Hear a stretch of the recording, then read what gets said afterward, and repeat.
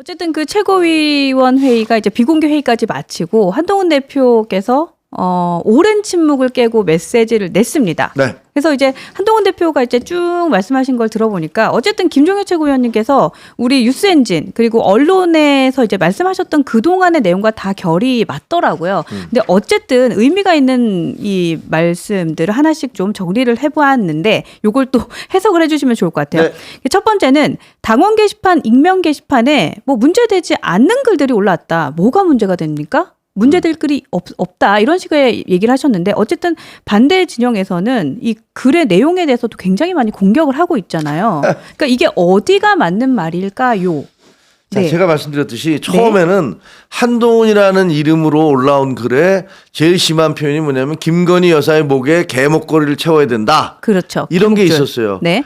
이렇게 공격을 했는데 이게 한동훈은 아니다. 이게 금방 확인이 됐잖아요. 그랬죠. 그랬더니 그 다음에 공격이 뭐냐면 그런 내용의 비방을 한동훈의 가족들의 이름으로 했다. 이렇게 된 거예요. 그러니까 사실이 아닌 그것을 한동훈 대표가 한 것도 아닌 것을 내세워서 한동훈 대표와 가족들 이름이 같은 사람들을 거기다 이렇게 연결을 시켜서 마치 그 사람들이 똑같은 그런 강도 높은 비난을 한 것처럼 얘기를 한 거예요. 네. 그게 또 전혀 사실이 아니고 그랬더니 뭐라고 그랬냐면 세 번째로는 이 사람들이 900개나 글을 올렸으니까 이거 매크로 같은 프로그램 같은 거 작동을 해서 기계적인 방법을 작동을 해서 한 것이 아니냐 이렇게 비난을 했어요. 네. 근데 조사를 해보니까 하루에 2개 내지 3개예요. 3개. 네. 네. 그럼 2-3개를 올려서 그걸 5명인가의 이름으로 하루에 2-3개 올리는 게 그게 기계적인 방법으로 올린다는 거냐?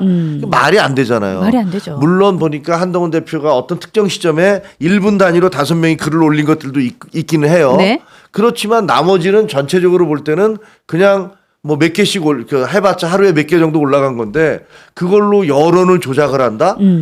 아니 어떻게 여론을 조작? 익명 게시판에서 하루에 수천 개씩 당원 게시판에 글이 올라오는데 그 중에 서너 개가 익명으로 올라와서 여론을 여론을 조작을 한다? 네.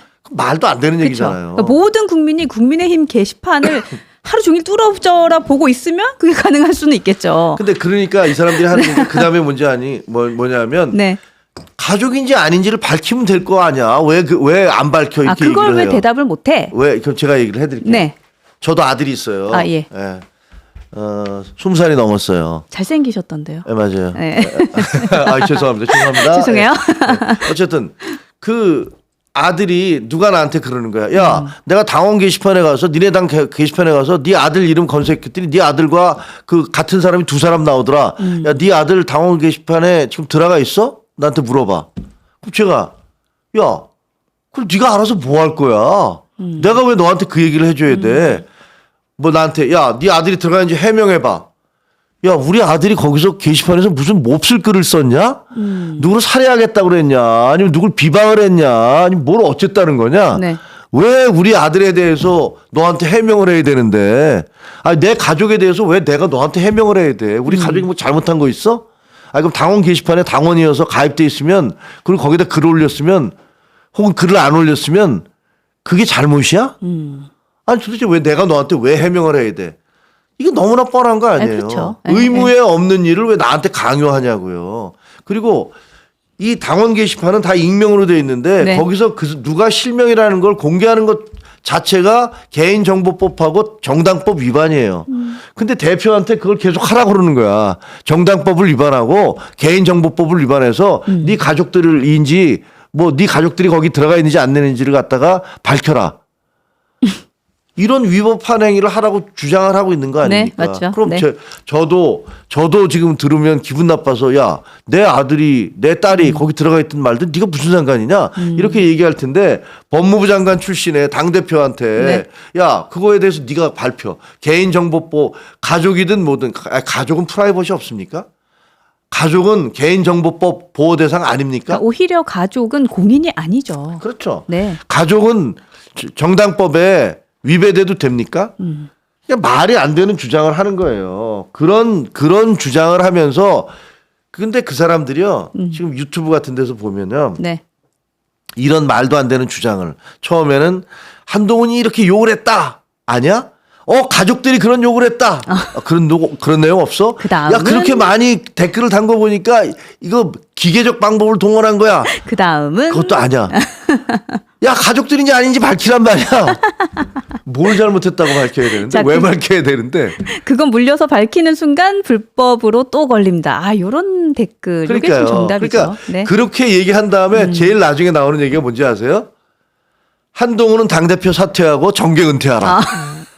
그게 레파토리예요, 레파토리. 그래서 사실 저희가 이제 제3막이 시작됐다 이런 단어를 네. 좀 써붙였는데 자, 그다음 요런 얘기를 하셨어요. 한동훈 대표께서 최고위에서 보셨지만 어떻게 하든 언론에 이거 나게 하려는 것이다. 그러니까 당대표를 어떻게든 끌어내리려고 하는 의미 아니냐.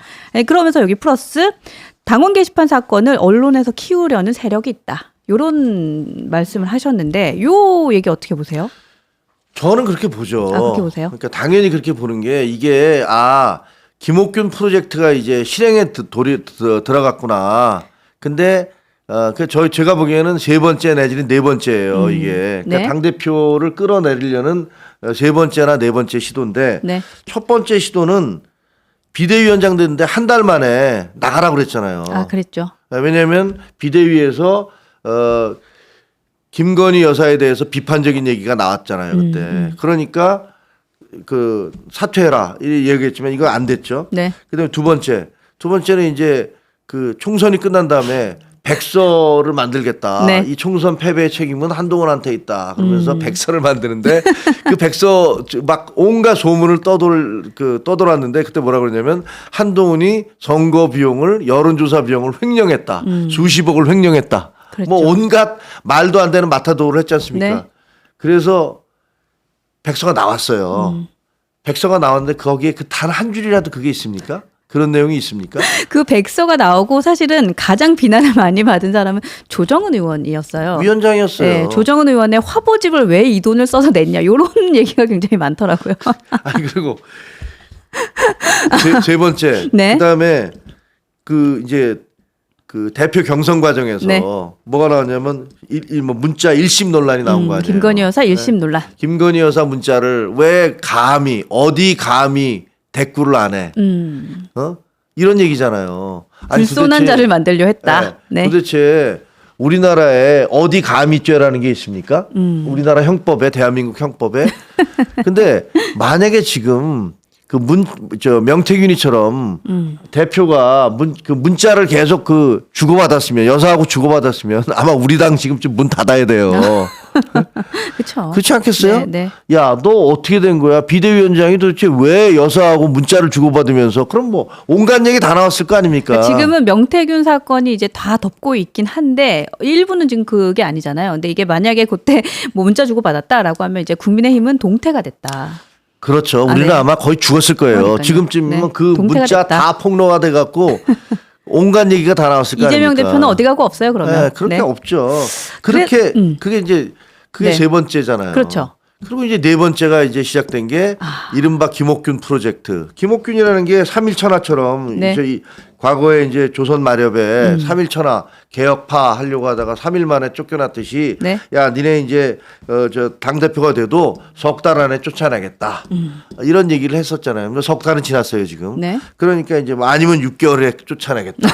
뭐 이런 식으로 얘기를 하면서 아이고. 3일이 3달 되고 뭐 6개월 되고 이게 얼마나 더 갈지도 저희가 알 수는 없습니다만 네. 그러니까 지금 말씀드린 대로 전혀 말이 안 되는 논리를 구성을 해서 이게 생트집을 잡고 있는 거 아니에요. 근데 사실은 이 생각만 하셨으면 좋겠어요. 그러니까 한동훈 대표는 그냥 당대표가 아니라 정말 당원과 국민들의 지지율을 60% 이상 받고 지금 거기 계신 분이잖아요. 참 쉽지는 않을 거다.